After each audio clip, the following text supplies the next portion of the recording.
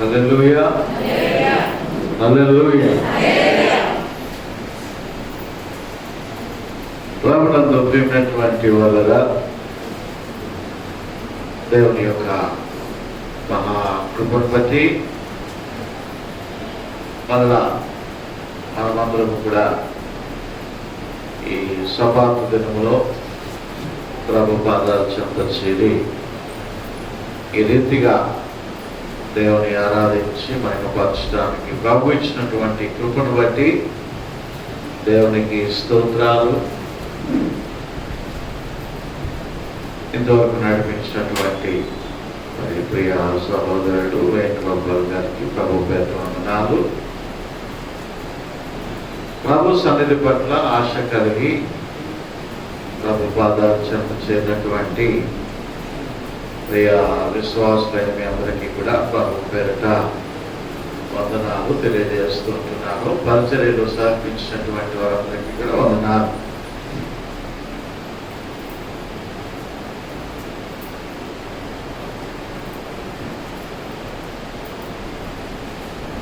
వాక్య భాగంలోకి వెళ్దాం.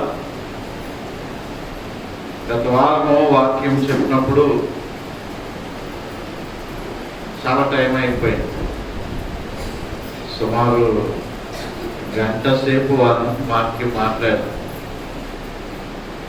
అమ్మో, చాలా టైం అయిపోతాం కదా. పోయిన వారం ప్రభుత్వాలు కూడా ఉంది కాబట్టి కాస్త లేటే అయ్యింది. 10 వరకు 10 మరి ఆరాధన అయ్యింది.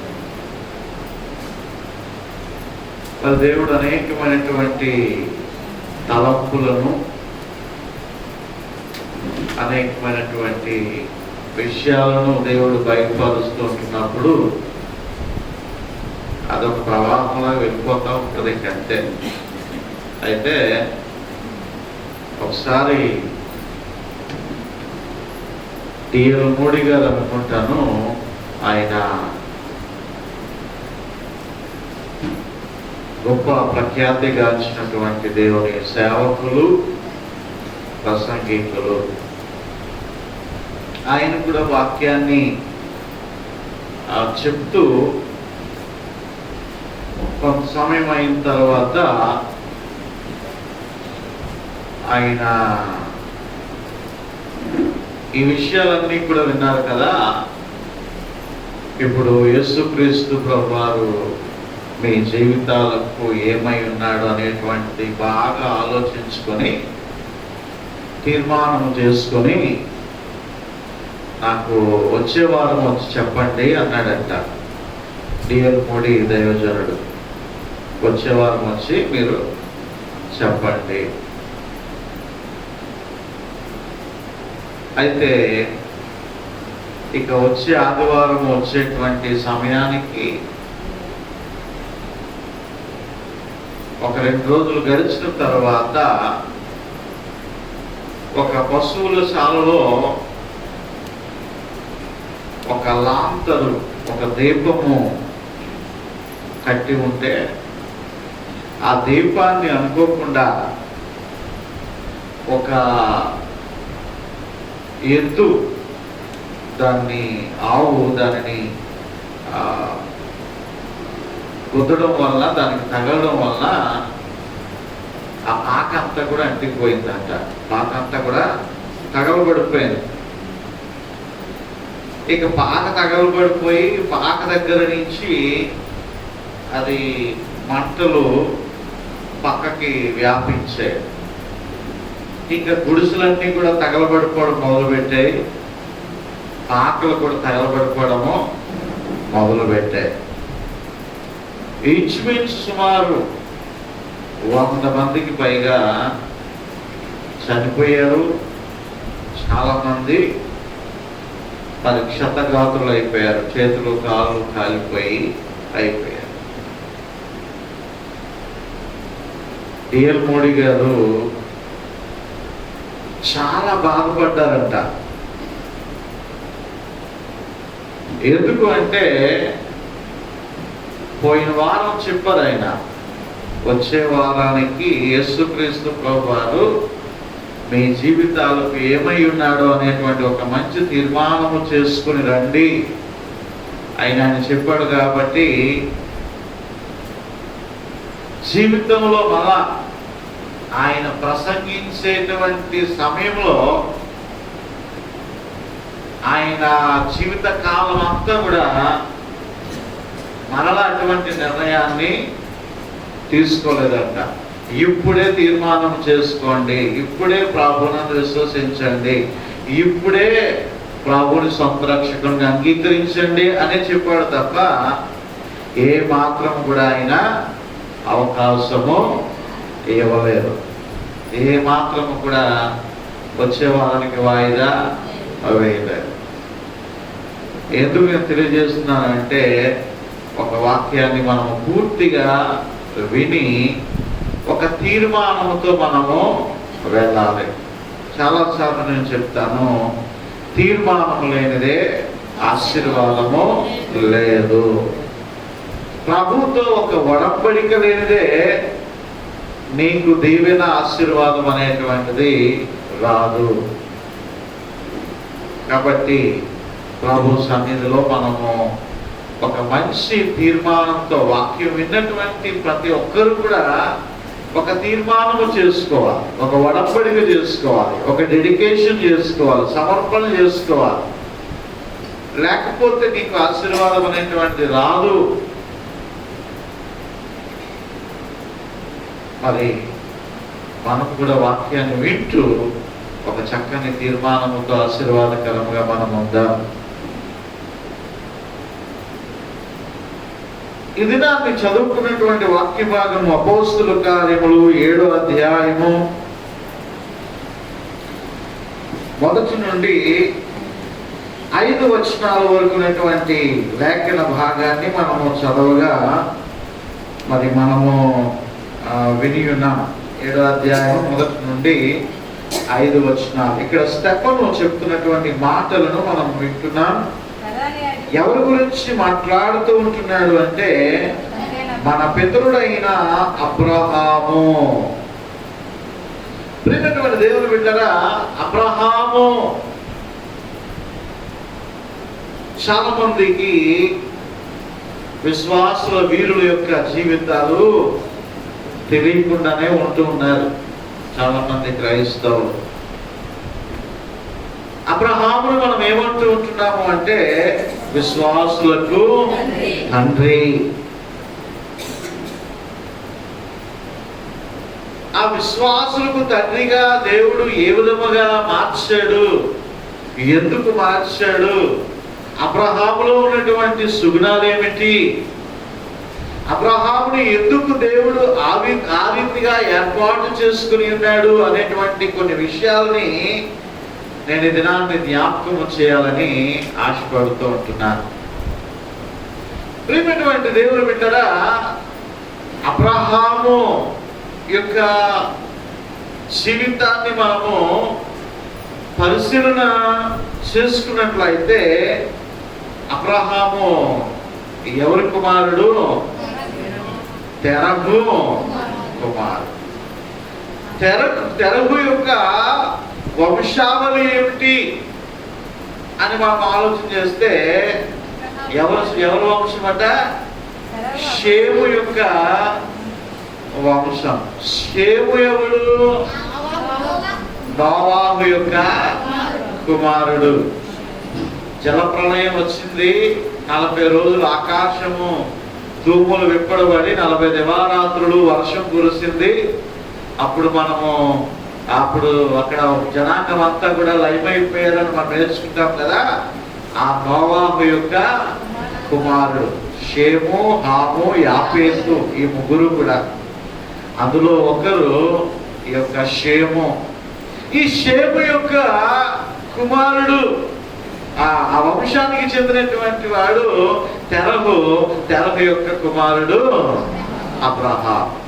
ఇదంతా కూడా ఆదికాండము 11వ అధ్యాయం.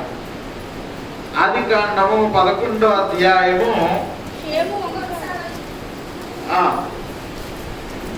ఆదికాండము 11వ అధ్యాయంలో యొక్క విషయాన్ని అంతటినీ కూడా మనము జ్ఞాపకం చేసుకుంటూ 10వ వచనం చదువుకుంటే, షేము వంశావళి ఇది. ఇంకా షేము వంశావళి అంతా చెప్పుకుంటూ 31వ వచనంకి వచ్చేద్దాం. తెరహు తన కుమారుడు అబ్రామును తన కుమారుడును అనగా హారాము కుమారుడు లోతును తన కుమారుడు అబ్రాము భార్య సారాయిని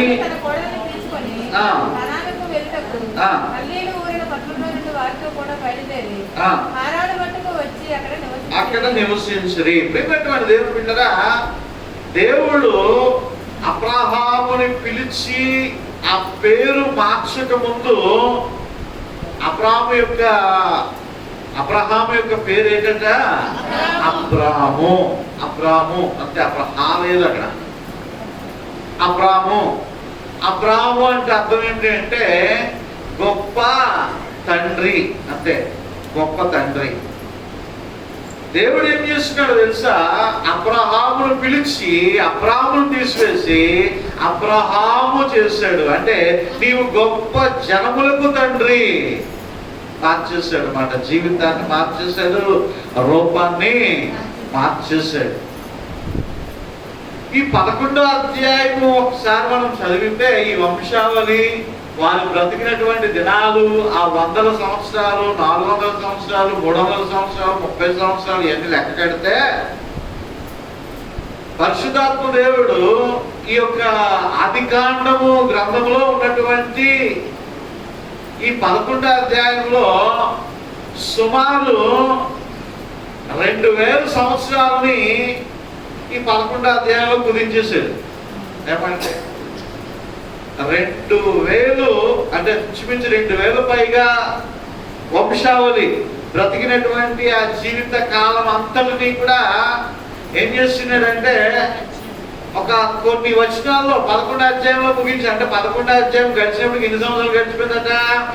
2000 పైగా 2500 సంవత్సరాలు గడిచిపోయింది. దాన్ని అలాగా అక్కడతో కుదించేశాడు.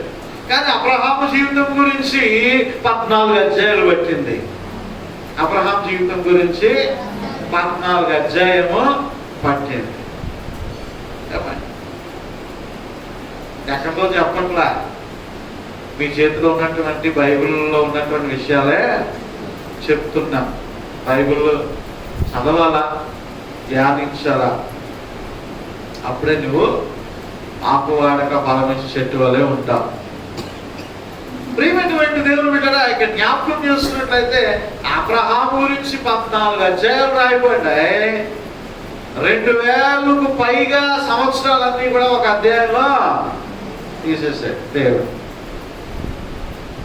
అయితే ఈ యొక్క తెరహు యొక్క కుమారుడు ఈ యొక్క అబ్రహాము అనేటువంటి విషయాన్ని మనం జ్ఞాపకం చేసుకోవాలి. అయితే ప్రియమైనటువంటి దేవుని బిడ్డలారా, కల్దీయుల దేశంలోని ఊరు అనేటువంటి పట్టణానికి చెందినటువంటి వాడు అబ్రహాము. కల్దీయుల పట్టణము అదే నేడు చెప్పుకుంటున్నటువంటి ఇరాక్ అనేటువంటి పట్టణము. ఏమంటే ఈ కల్దీయుల పట్టణాన్నే ఇరాక్ అని చెప్తూ ఉంటున్నాం మనం. ప్రియమైన దేవుని బిడ్డలారా, మనం జ్ఞాపకం చేసుకున్నట్లయితే ఇదిగో షేము వంశావళి. షేము ఎవరు? ఒక నీతిమంతుడైనటువంటి కుమారుడు షేము. ఈ వంశావళి గడుస్తూ ఉంటున్నప్పటికీ ఏమైపోయిందంటే దేవుడు చేసినటువంటి ఆ యొక్క మహా అద్భుత కార్యాన్ని, ఆ జలప్రళయం యొక్క విషయాన్ని, ఆ జలప్రళయం నుండి వారు తప్పించినటువంటి తమ వంశాన్ని కాపాడినటువంటి విషయాన్ని మరిచిపోయి ఇప్పుడు ఈ తెరహు వారి యొక్క కుటుంబం ఏమైపోయిందంటే భయంకరమైనటువంటి విగ్రహారాధనకు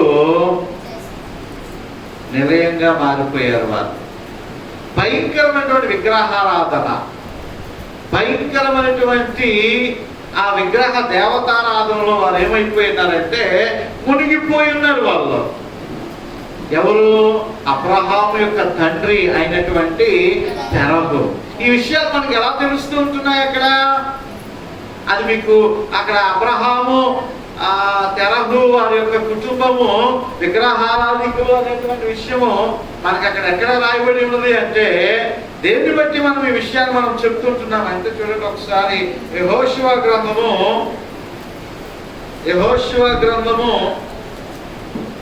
24వ అధ్యాయం. యెహోషువ గ్రంథం 24వ అధ్యాయం 2-3 వచనాలు.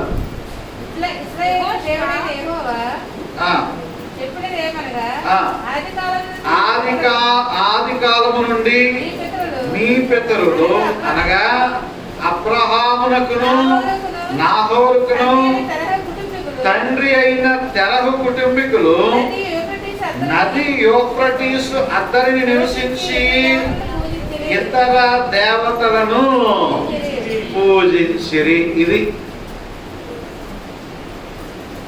అంటే దీని అర్థం ఏమిటి అంటే, అబ్రహాము యొక్క తండ్రి తెరహు ఎవరు ఆరాధించేటువంటి వాడు? దేవతలను ఆరాధించేటువంటి వాడు, విగ్రహారాధనని ఆరాధించేటువంటి వాడు. వంశావళి చూస్తే, పునాది చూస్తే పూర్వకాలంలో షేము దగ్గర చూసినటువంటి వాళ్ళు ఇప్పుడు ఏం చేస్తున్నారు? సృష్టికర్తను మర్చిపోయి సృష్టిని వారు ఆరాధిస్తూ ఉంటున్నారు.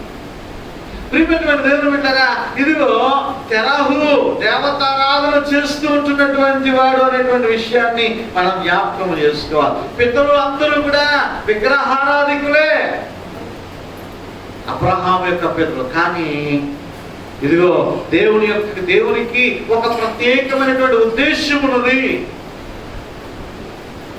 అక్కడ అధ్యాయంలో ఆ పైన మనము చదివినట్లయితే, ఇదిగో జనులందరూ కూడా అనేక విధాలైనటువంటి వర్గాలుగా విడిపోతూ ఉంటున్నప్పుడు దేవుడు అనుకున్నాడు, ఇదిగో ఎవరికి తోచినటువంటి త్రోవల్లో వారు వెళుతూ ఉంటున్నారు, ఎవరు ఇష్టమైనటువంటి జనాంగముగా వారు మారుతూ ఉంటున్నారు. ఇప్పుడు నేను నాకొక జనాంగముగా నేను చేసుకోవాలి. ఆ జనాంగానికి ఒక పితరుడు ఉండాలి, ఒక తండ్రి వంటి వాడు ఉండాలి. ఆ తండ్రి స్థానంలో ఎవరు నిలవబెడతాను? అబ్రహాము నిలవబెడతాను. హల్లెలూయా. దేవుని యొక్క జనాంగానికి మూల పురుషుడిగా ఎవరిని దేవుడు ఏర్పాటు చేసుకున్నాడు అంటే, అబ్రహామును దేవుడు ఏర్పాటు చేసుకున్నాడు. అబ్రహామును దేవుడు పిలుచుకొని ఉన్నాడు. అబ్రహామును దేవుడు ఏర్పాటు చేసుకున్నాడు. ప్రియమైన దేవుని బిడ్డలారా, అబ్రహాముగా ఉంటున్నప్పుడు తన చిన్నతనంలో ఆ విగ్రహారాధన చేస్తుంటున్నప్పుడు తన తండ్రి ఆ విగ్రహారాధన దేవతారాధనలు చేస్తుంటున్నప్పుడు అనేకమైనటువంటి క్రియలు జరిగిస్తూ ఉంటున్నప్పుడు అబ్రహాముకి ఏది పాలుపోవటం లేదు. ఏంటి ఇందులో ఎంతవరకు వాస్తవం ఉన్నది, ఇందులో ఎంతవరకు జీవం ఉన్నది అనేటువంటి ఒక ఆలోచన విధానంతోనే తన జీవితాలన్నీ కూడా గడుపుతూ ఉంటున్నప్పుడు, ఒక క్వశ్చన్ మార్క్ గా ఉంటున్నప్పుడు సరైనటువంటి టైంలో దేవుడు అబ్రహాంని పిలిచాడు. ప్రియమైనటువంటి దేవుని పిల్లలు, మొట్టమొదటిగా అబ్రహాము యొక్క పిలుపు అనేటువంటిది మనం చూస్తున్నాం. చూడండి ఒకసారి 12వ అధ్యాయము 1వ వచనము. యెహోవా నీవు లేచి నీ దేశము నుండి, నీ బంధువుల నుండి, నీ తండ్రి ఇంటి నుండి బయలుదేరి నేను నీకు చూపించు దేశమునకు వెళ్ళుము. ప్రియమైనటువంటి దేవుని బిడ్డలారా, ఉన్న ఫలంగా దేవుడు ఏం చెప్తున్నాడు? ఇదిగో నీవు లేచి సమస్తమును కూడా విడిచిపెట్టి నేను చూపించేటువంటి దేశానికి నీవు వెళ్ళాలా. ఎంత కష్టం అండి. ఏమండి, స్థానికులు పాతికిపోయినటువంటి వారము వేరే చోటికి వెళ్ళాలంటే, వేరే స్థలానికి వెళ్ళాలంటే ఎంతో కష్టం. ఒక్కోసారి వేరే ప్రాంతాలకు వెళ్ళి సేవ చేయాలన్నా చాలా కష్టం. ఒక పాస్టర్ గారు సేవకులకు కూడా చాలా కష్టం. మరి దేవుడు ఏంటో ఇక్కడ దుర్గాలమ్మ గుడి, అక్కడ శివశక్తి నగర్, ఏమంటే ఎలాంటి ప్లేసుల్లో పెడుతున్నాడో తీసుకెళ్ళి. ప్రియమైనటువంటి దేవుని బిడ్డలారా, నేను జ్ఞాపకం చేస్తూ ఉంటున్నాను, అబ్రహాముకి ఒక పరీక్ష. తనకున్నటువంటి సర్వస్వమును, తను ఉంటున్నటువంటి దేశమును, తనకున్నటువంటి బంధువులను, తనకున్నటువంటి తండ్రి ఇంటి వారిని, వీరందరినీ కూడా విడిచిపెట్టి నేను చూపించేటువంటి దేశానికి నువ్వు వెళ్ళు అంటున్నాడు. అక్కడ రాస్తున్నాడు కదా కింద, ఏమంటున్నా అక్కడ, ఒకవేళ నువ్వు వెళ్ళినట్లయితే నిన్ను గొప్ప జనముగా చేసి నిన్ను ఆశీర్వదించి నీ నామమును గొప్ప చేయుదును, నీవు ఆశీర్వాదకరముగా నుండువు, నిన్ను ఆశీర్వదించు వారిని ఆశీర్వదించదును, నిన్ను దూషించు వారిని శపించదును, భూమి యొక్క సమస్త వంశములు నీ యందు ఆశీర్వదించబడునని అబ్రహాముతో అనగా. ఎంత గొప్ప అండి! జాగ్రత్తగా ఒక్కొక్కటి మాట చదివితే 7 ఆశీర్వాదాలు ఉంటాయి అక్కడ. చక్కని 7 ఆశీర్వాదాలు. ఎప్పుడు దేవుడు చెప్పినటువంటి మాటను మనము ఫాలో అయినప్పుడు, దాన్ని తూచా చెప్పకుండా అవలంబించినప్పుడు, పెద్ద పెద్ద డెఫినేషన్ మనం చెప్పుకుంటాం. పాపం అంటే ఏంట్రా బాబు అంటే ఏవేవో చెప్తుంటాం, కానీ బైబిల్ ఏం చెప్తుంది? ఆజ్ఞ అతిక్రమమే పాపము. దేవుడు ఒక ఆజ్ఞ ఇస్తుంటున్నప్పుడు ఏంటి ఆజ్ఞ?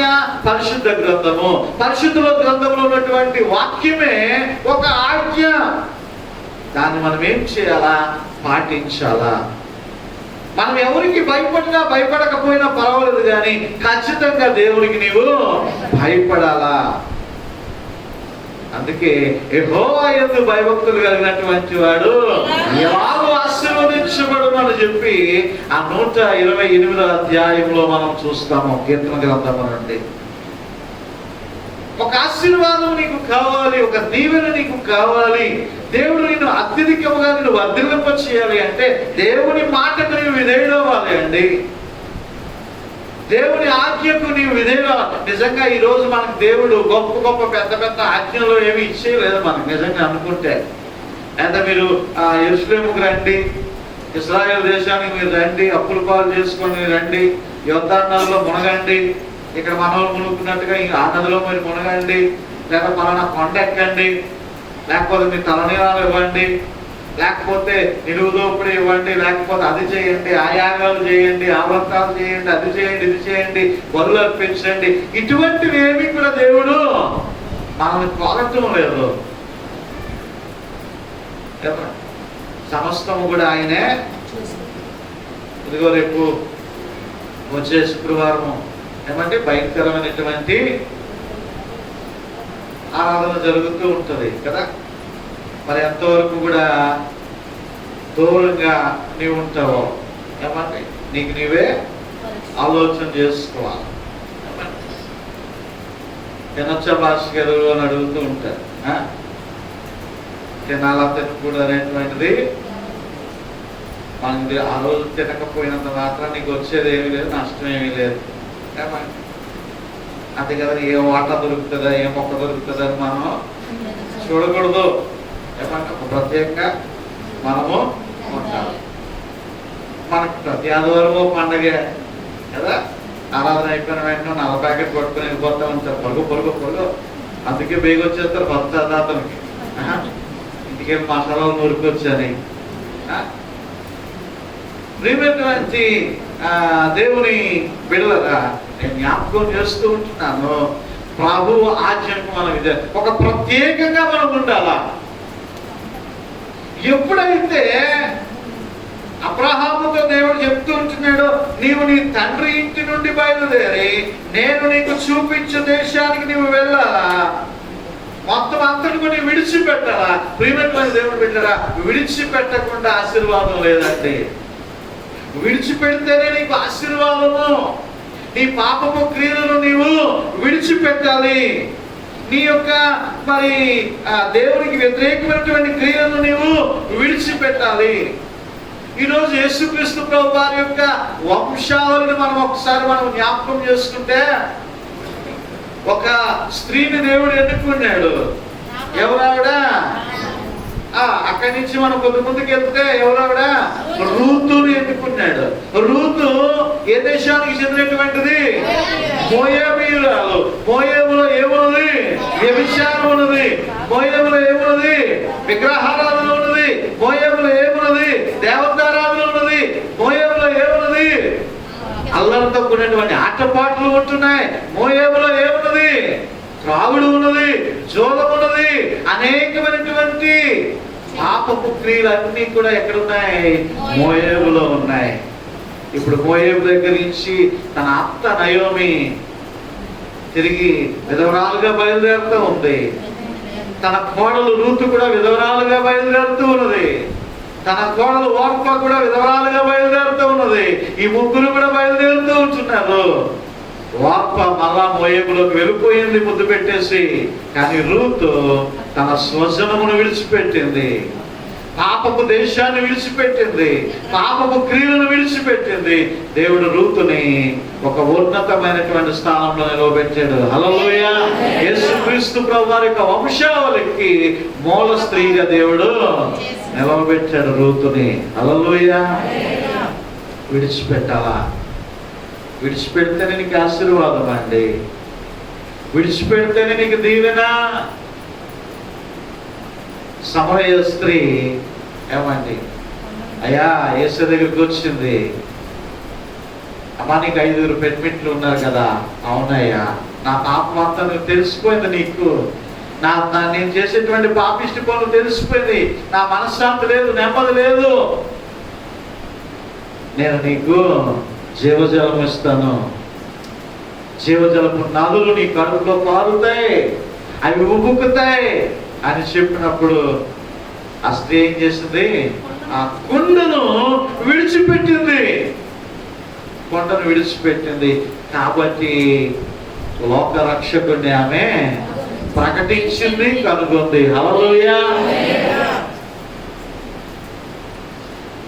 యేసుక్రీస్తు ప్రభువు తరువాత బలమైనటువంటి సువార్త పరిచయం చేసి అనేకమైనటువంటి అద్భుత కార్యాలు చేసినటువంటి ఆయన యొక్క శిష్యులు వారి యొక్క వలలను విడిచిపెట్టారు, వారి దోణలను విడిచిపెట్టారు, వారి వృత్తులను విడిచిపెట్టారు.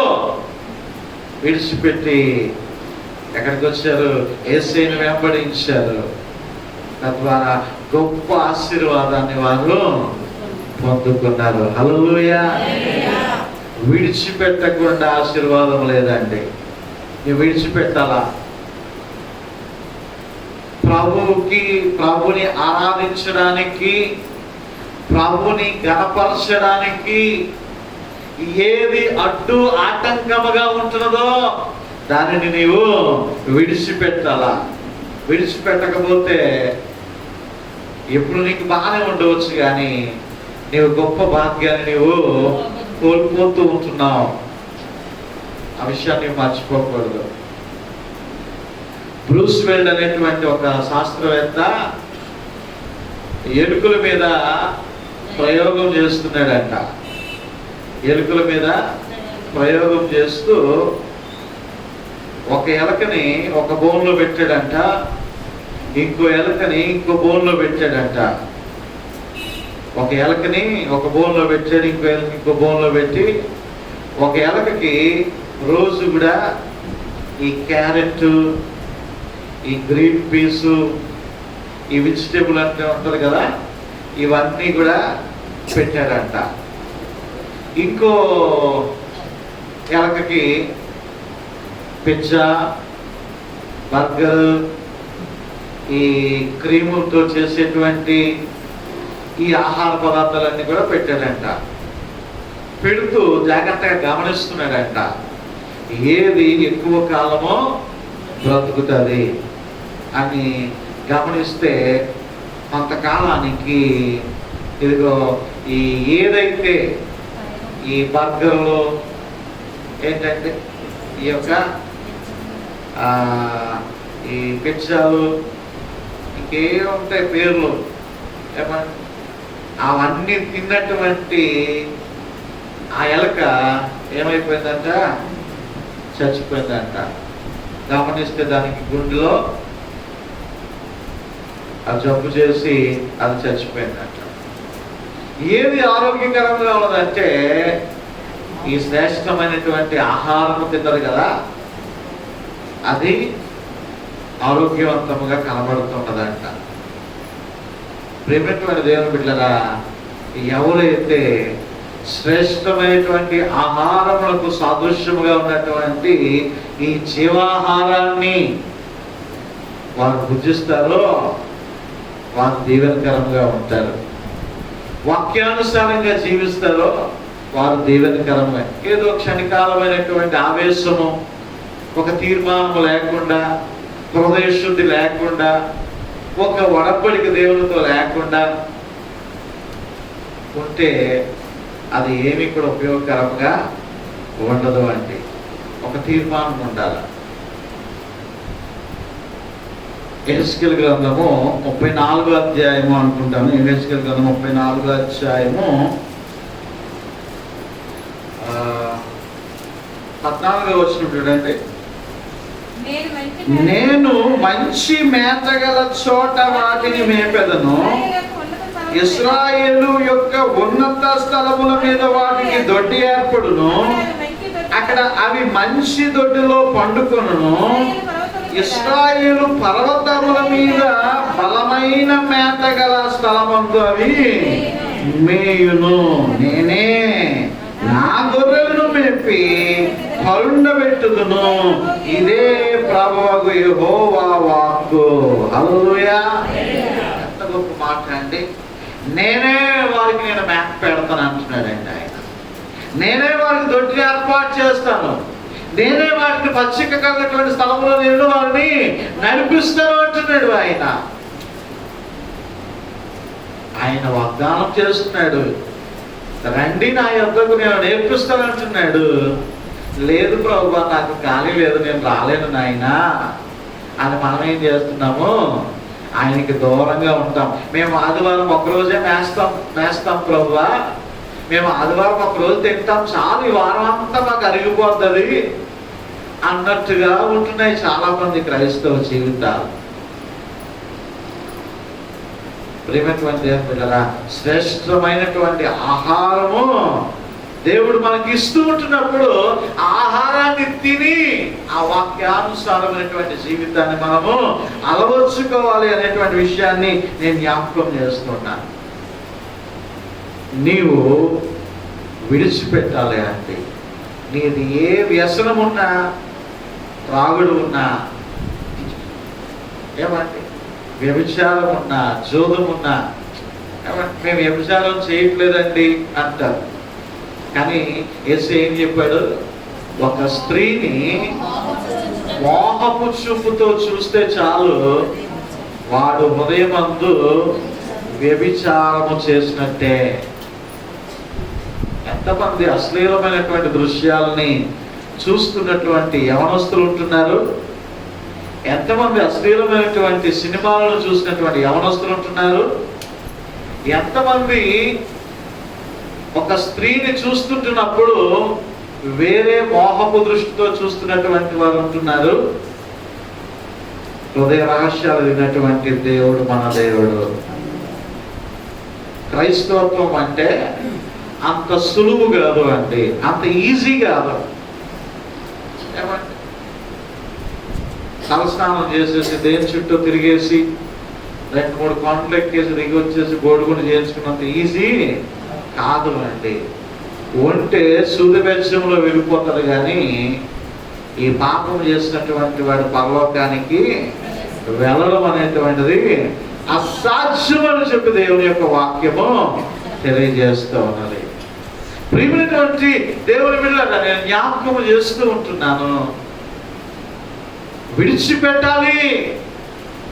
నీవు ఆశీర్వదించబట్టలేదు, దీవించబట్టలేదు, నీ అవసరములు తీరట్లేదు, నీవు అనుకున్నది జరగటం లేదు, ఏదో ఒకటి కారణం ఉంది.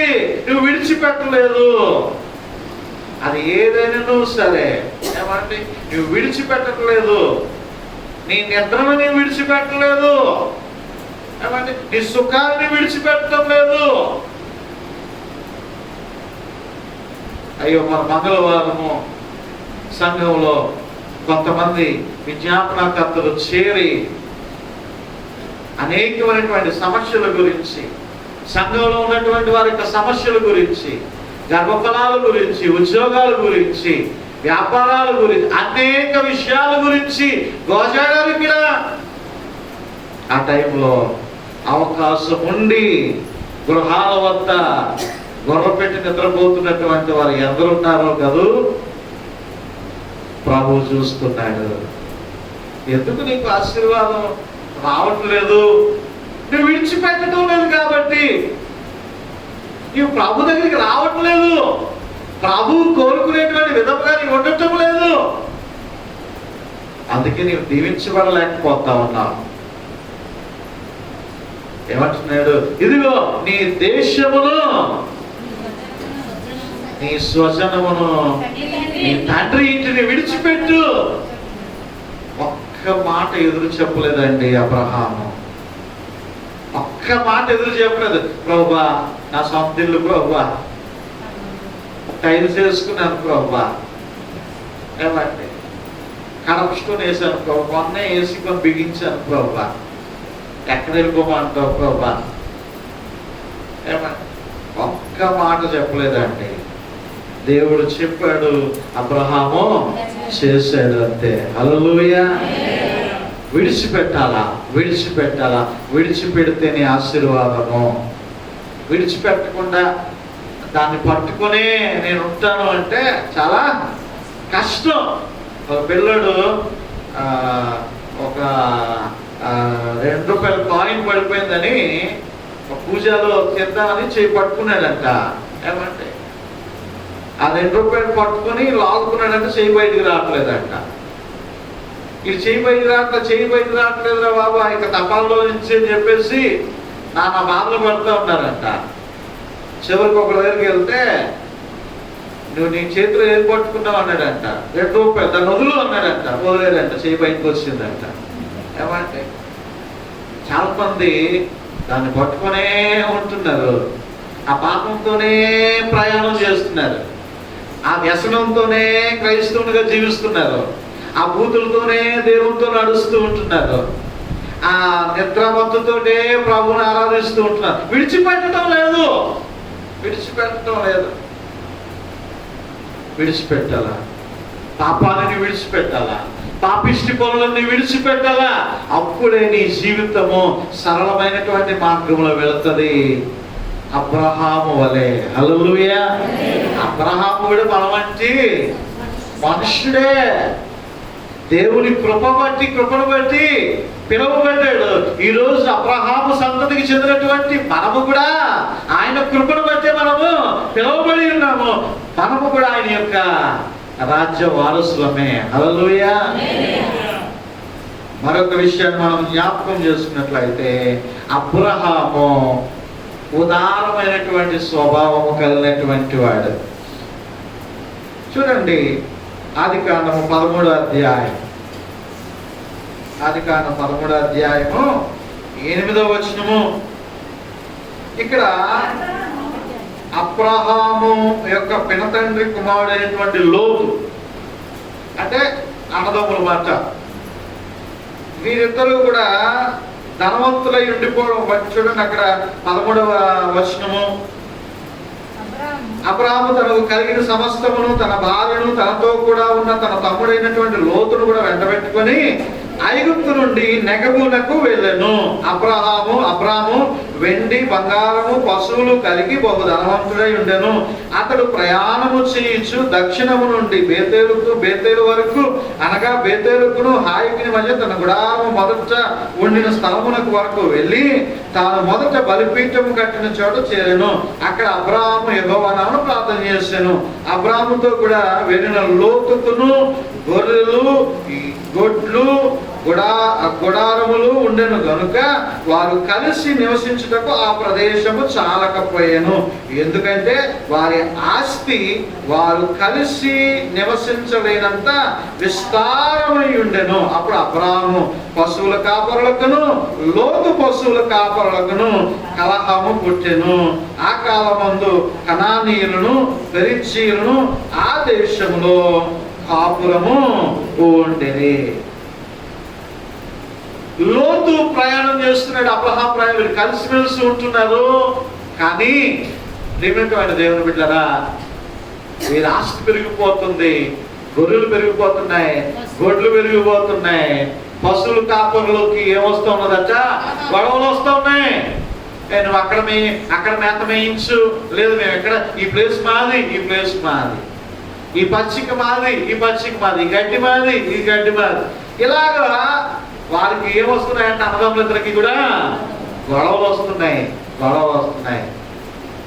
ఈ దినాల్లో కూడా ఏమంటే అన్నదమ్ముల మధ్యన గొడవలు, అక్క చెల్లెల మధ్యన గొడవలు. ఏమంటే మగవాళ్ళ విషయం అంటే మధ్యన ఆడవాళ్ళు కూడా చాలా అక్క లేదు, చెల్లి లేదు. ప్రియమైన దేవుని బిడ్డలారా, దేవుని నమ్ముకున్నటువంటి వాడు, దేవుని గుణలక్షణములు కలిగినటువంటి వాడు అబ్రహాము. కాబట్టి అబ్రహాము ఏం చేస్తున్నాడు తెలుసా? అక్కడ చూడండి మాటలు మనం చూసినట్లయితే, కాబట్టి అబ్రహాము మనము బంధువులము కనుక నాకు నీకును నా పశువుల కాపరులకు నీ పశువుల కాపరులకు కలహం ఉండకూడదు. ఈ దేశమంతయు నీ ఎదుటున్నది కదా, దయచేసి నన్ను విడిచి వేరుగా ఉండుము. నీవు ఎడమ తట్టుకు వెళ్ళిన ఎడలా నేను కుడి తట్టుకును, నీవు కుడి తట్టుకు వెళ్ళిన ఎడలా ఎడమ తట్టుకును వెళ్ళుదునని లోతుతో చెప్పగా, అబ్రహాము చూడండి మొట్టమొదటి ఛాన్స్ ఎవరికి ఇచ్చేస్తున్నాడు? తమ్ముడికి ఇచ్చేస్తున్నాడు, లోతుకి ఇచ్చేస్తున్నాడు. అదే ఛాన్స్ మనకి ఇచ్చారు అనుకోండి, ఏం చేస్తాం? ఫస్ట్ ఛాన్స్ నాకు కావాలంటాం కదా. ఎందుకు? ఫస్ట్ ఈజ్ బెస్ట్ కాబట్టి కదా. ఫస్ట్ అన్ని మంచివి ఏరేసుకోవచ్చు, మంచివి తీసేసుకోవచ్చు, మంచి స్థలాల్ని ఎంచుకోవచ్చు కదా. కానీ అబ్రహాము ఏం చేస్తున్నాడట? ఇదిగో లోతు, మనం బంధువులము, మనం రక్త సంబంధికులము, నీకు నాకు మధ్యన గొడవ ఉండటానికి వీలు లేదు.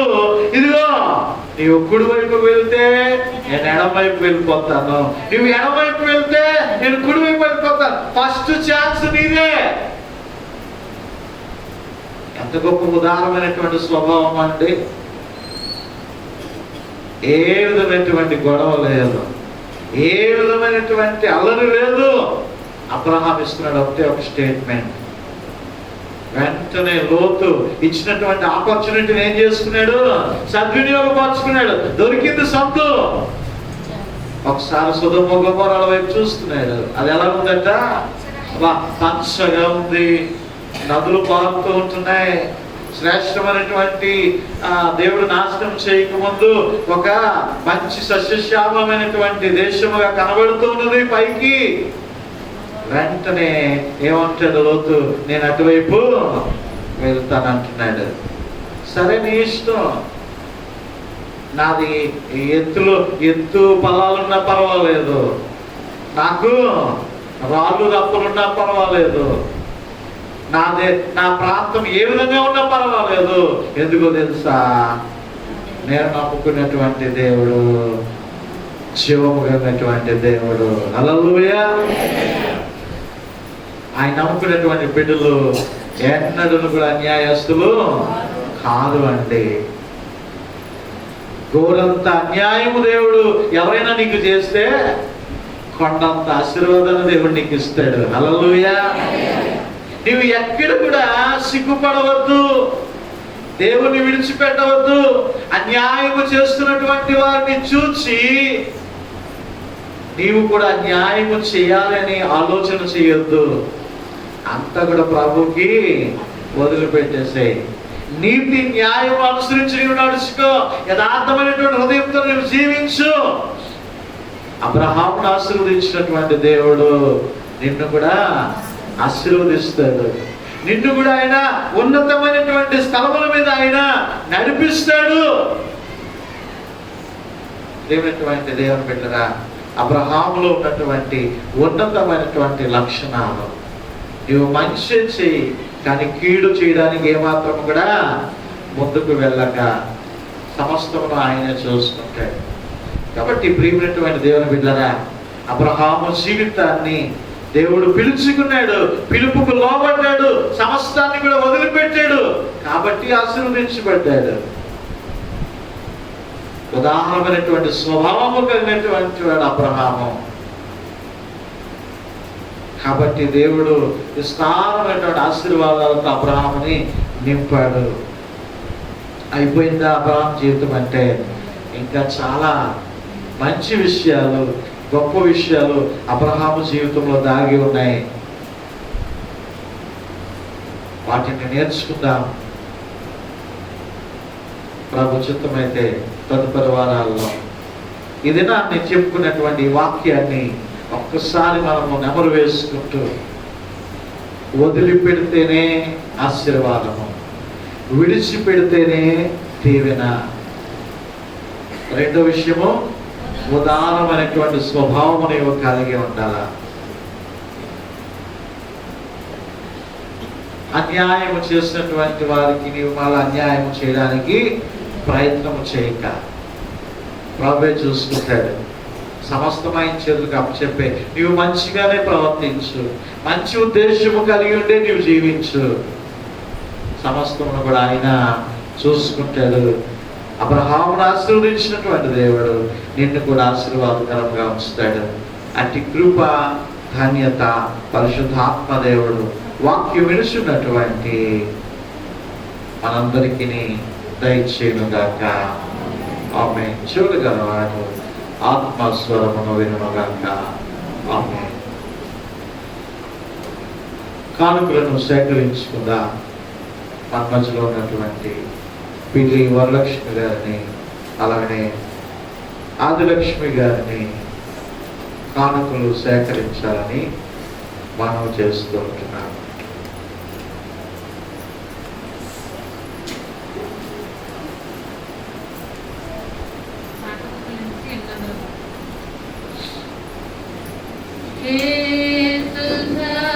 శ్యామలరావు గారిని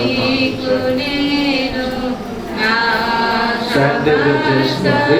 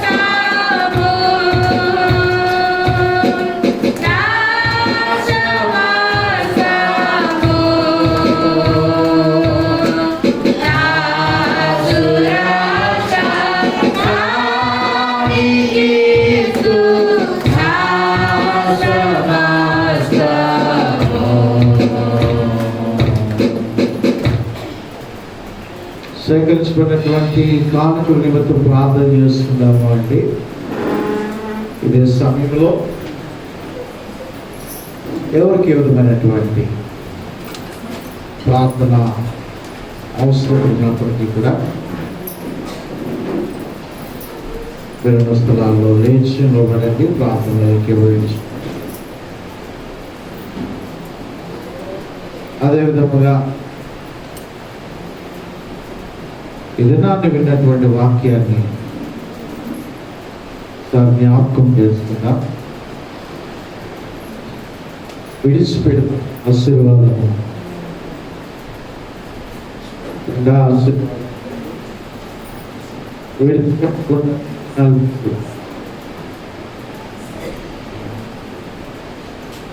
పాపపు క్రియలను విడిచిపెడదాం, దుష్ట ఆలోచనలను, దురాలోచనలను, మనలో ఉన్నటువంటి దురుద్దేశములను, అత్యాశలను, దురాశాపూర్తమైనటువంటి చేష్టలను మనం విడిచిపెడదాం. అబ్రహామును దీవించినటువంటి దేవుడు మనలను కూడా ఆయన దీవించేటువంటి దేవుడు. అయితే నువ్వు విడిచిపెట్టాలని.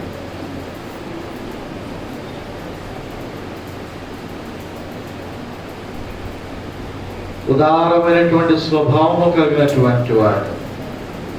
అవును, సాత్వికులు ధన్యులు, వారు భూలోకమును స్వతంత్రించుకుందామని వాక్యం చదివిస్తున్నది. సాత్వికమైనటువంటి మనస్సుతో అన్యాయము చేయకుండా, అక్రమము చేయకుండా ప్రభు చూపించేటువంటి మార్గంలో మనము జీవించగలిగితే దేవుడు మనల్ని దీవెనకరముగా మనం ఉంచుతాడు. ప్రార్థన చేద్దాం.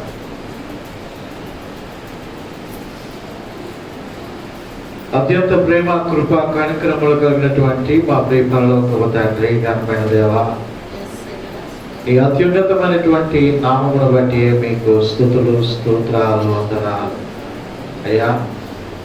ఈ మహాకృప, కనికరమును బట్టి ఆయన మరలా మీ సన్నిధిలో మేము నిలవబడి ఉన్నాం, ప్రార్థిస్తూ ఉంటున్నాం. నీ కృప చేతనే మేము బ్రతికి ఉన్నామయ్యా. అయ్యా, ప్రార్థన చేస్తూ ఉంటున్నాం నాయనా.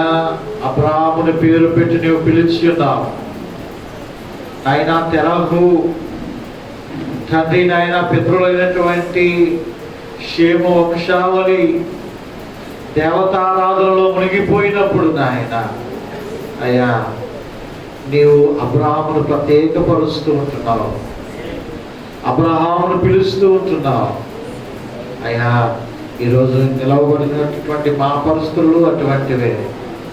నీవు మమ్మల్ని పిలిచి ఉన్నావు. మా పితరులు విగ్రహారాధనతో నిండిపోయినప్పటికీ నీవు మమ్మల్ని పిలిచి ఉన్నావు. నీ సొంత అయినటువంటి ప్రజలుగా మమ్మల్ని చేసుకుని ఉన్నావు. అయితే నాయన, మేము ఇంకనూ విడిచిపెట్టకుండా మీతో సాగుతూ ఉంటున్నామేమో దేవా. విడిచిపెట్టకుండా తండ్రి నాయన, ఇంకా దానినే మేము అనుసరిస్తూ ఉంటున్నామేమో తండ్రి. విడిచిపెడితేనే ఆశీర్వాదము తండ్రి. రెండు పడవల మీద కాలు వేయడం అనేటువంటిది అది ప్రాణాపాయానికి సూచన, అది నశించిపోవడానికి సూచన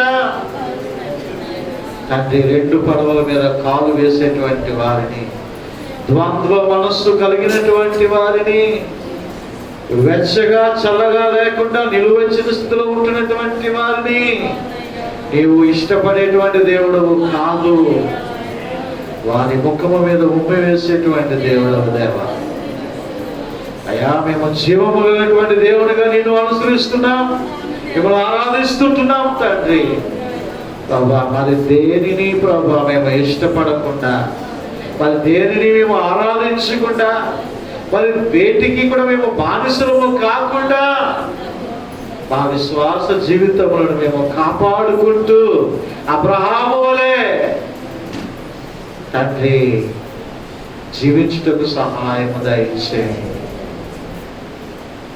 అయ్యా. మీకు స్తోత్రాలు, వందనాలు. ఇదిగో తండ్రి నాయన ప్రార్థన చేస్తున్నాం.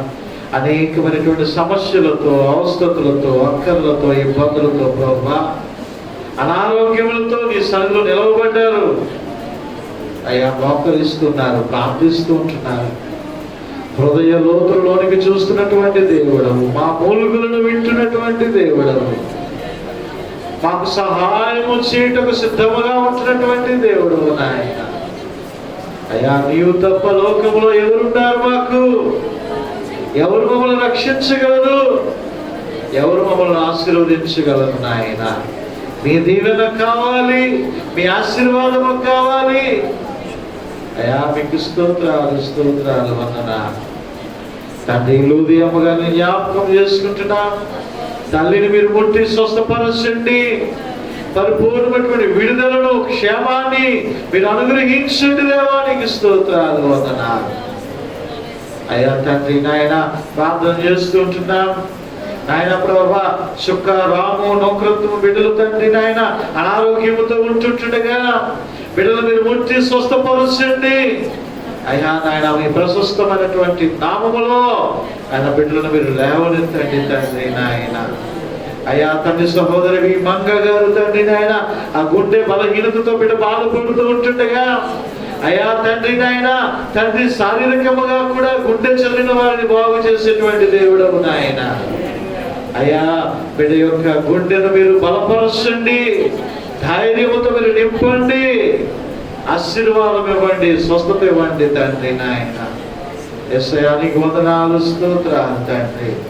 అయ్యా తండ్రి నాయన, తండ్రి శ్రీను గారి యొక్క కుటుంబంలో ఉన్నటువంటి అలజడు నుండి మీరు విడుదల దాగించేయండి దేవా. ప్రార్థన చేస్తున్నా నీ యొక్క ప్రియబిడ్డలను ప్రభువా నీవు స్వస్థపరిచి ఈ దినాన్ని నీ మందిరానికి రావడానికి తండ్రి సహాయం చేశారు తండ్రి. నీకు వందనాలు అయ్యా. అమ్మమ్మ గారిని బట్టి మీకు స్తోత్రాలు, వందనాలు తండ్రి నాయన. పరిపూర్ణ స్వస్థత ప్రియ తల్లికి మీరు దయచేయండి.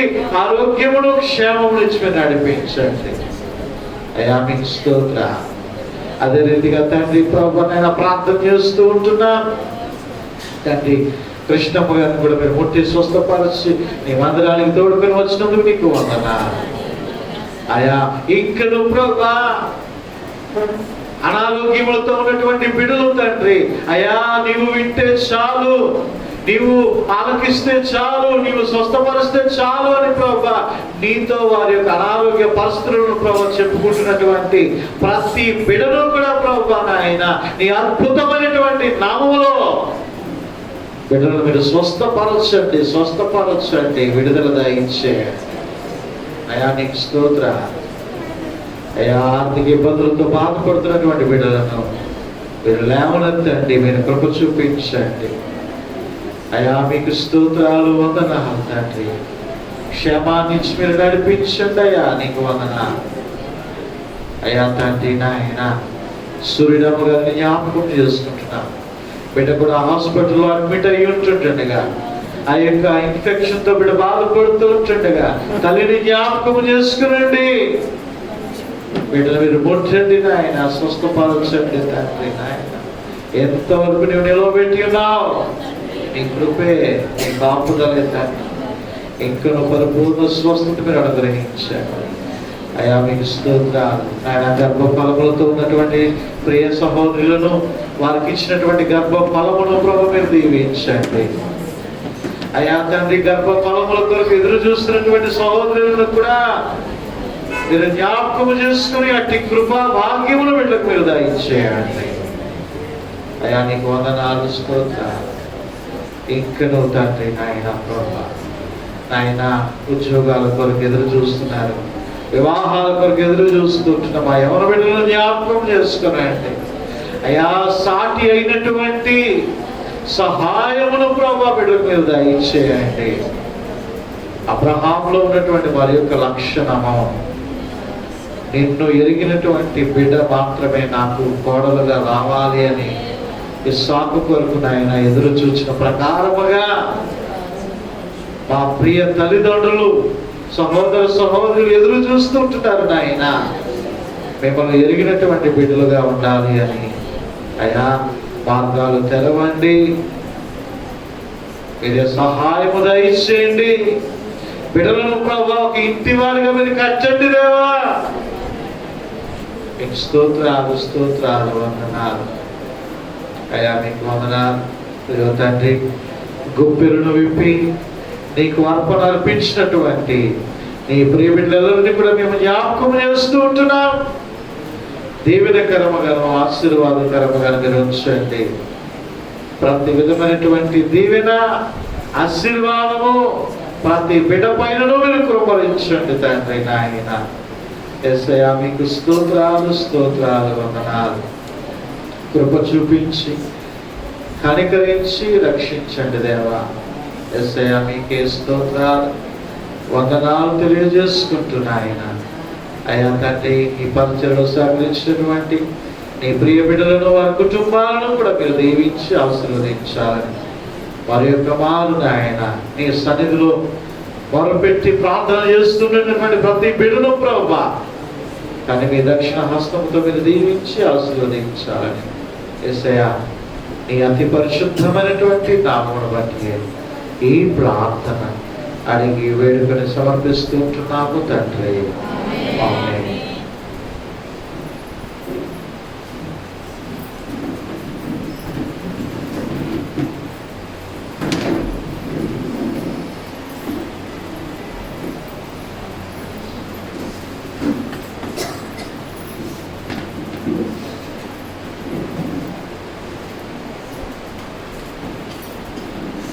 సంఘ ప్రకటనలు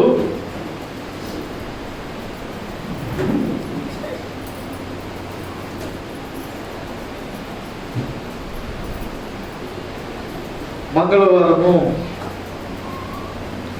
మధ్యాహ్నము 2 గంటల నుండి సంఘ ప్రార్థనా దినము.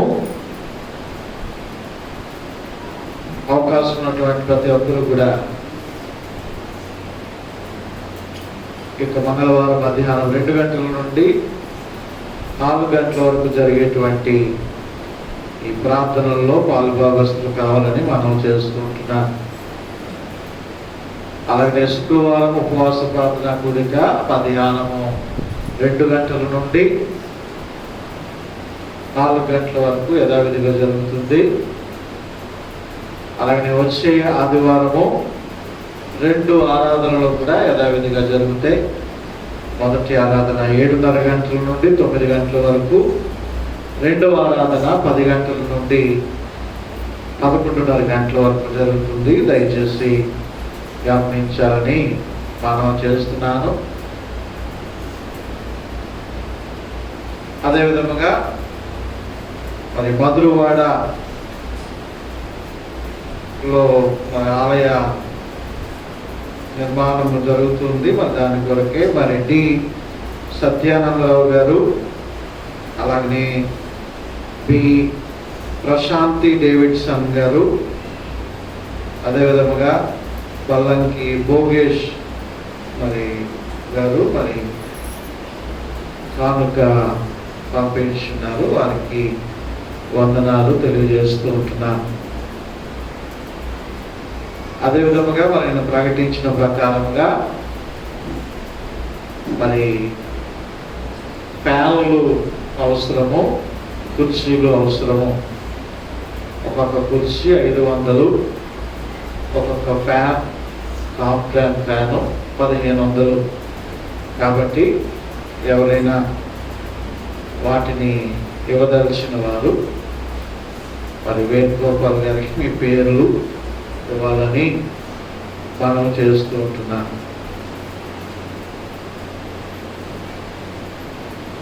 అదేవిధంగా మరి మన యొక్క సంఘ కృతజ్ఞతార్పణల పండుగ మరి ఈ నెలలోనే మరి జరిగించాలని ఆశపడుతున్నాం. మరి 22, 23, 24 తేదీల్లో మరి యొక్క కార్యక్రమాన్ని చేయాలని ఆశపడుతున్నాం. కాబట్టి దయచేసి గమనించాలి మనం చేస్తున్నాను. 22, 23, 24 తేదీల్లో. మరి ఈ సంవత్సరము మరి కేసులు కాస్త తగ్గుముఖంగా ఉన్నాయి కాబట్టి మరి బిర్యానీ ప్యాకెట్స్ ఏర్పాటు చేయాలని నిర్ణయించుకున్నాం. కాబట్టి మరి 23వ తేదీన, ఈసారి ఆదివారం కాదు, మరి చాలా సంఘాల్లో కూడా శనివారమే ముగిస్తున్నారు, ఎందుకంటే ఆదివారం ఆరాధనకి ఆటంకముగా ఉంటున్నదని. కాబట్టి అలాగనే ఒక ఆరాధన జరిగించుకోవడానికి కూడా మనకి ఇంకా అప్పుడే వీలు పడదు కాబట్టి 2 ఆరాధనలు జరగాలి. కాబట్టి మరి 23వ తేదీనే మరి బిర్యానీ ప్యాకెట్ శనివారం మధ్యాహ్నం 12 గంటల నుండి ఇవ్వబడతాయి. 23 మధ్యాహ్నము స్టాల్స్ పెట్టడం జరుగుతుంది. స్టాల్స్ పెట్టేటువంటి వారు మీ పేర్లను మరి భారతి గారికి కానీ రాజామణి గారికి కానీ ఇవ్వండి. 23వ తేదీన ప్రధాన కృతజ్ఞతార్పణల పండుగ జరుగుతుంది. 23వ తేదీనే మధ్యాహ్నం బిర్యానీ ప్యాకెట్స్ ఇవ్వబడతాయి. దాన్ని 50 రూపాయలుగానే పెట్టి ఉన్నాం. మరి ఖర్చులు జరుగుతున్నటువంటి తెలిసినప్పటికీ కూడా మరి 50 రూపాయలుగానే దాన్ని నిర్ణయిస్తున్నాం. కాబట్టి మరి ఈ దినము నుండే మరి కావలసినటువంటి వారు మీ పేర్లను మరి సమర్పణ బాబు కానీ వేణుగోపాల్ గారికి కానీ ఇవ్వాలని మనం చేస్తూ ఉన్నాం. వచ్చే వారం నుంచి కూపన్స్ ఇవ్వబడతాయి. ఈ దినం నుండే మీరు మీ పేర్లను ఇచ్చి మీకు కావాల్సినటువంటి సిద్ధపరచుకోవాలని మనం చేస్తూ మరి యొక్క ప్రకటనలను తెలియజేస్తున్నాను. మీ యొక్క సలహాలు కానీ మీ అభిప్రాయాలు కానీ ఏమైనా ఉంటే నాకు ఫోన్ ద్వారా తెలియపరచాలని మనం చేస్తూ ఉంటున్నాం. అందరం కూడా లేచి నిలబడినట్లయితే ముగింపు కీర్తన ఆశీర్వాదంతో నేటి ఆరాధన ముగించుకుందాం.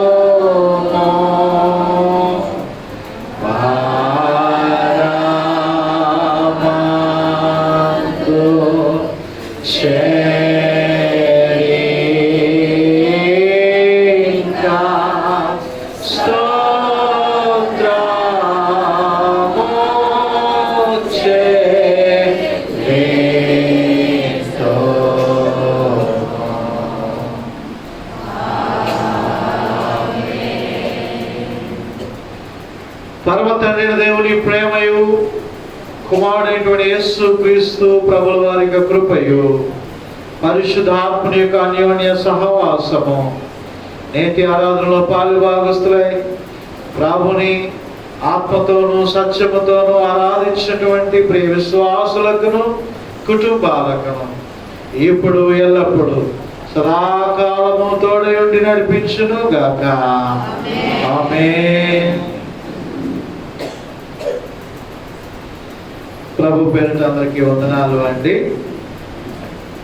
దయచేసి మొదటిగా కింద కూర్చున్నటువంటి వారు మేడ మీద, అలానే వెనుకున్నటువంటి వారు వెళ్తారు.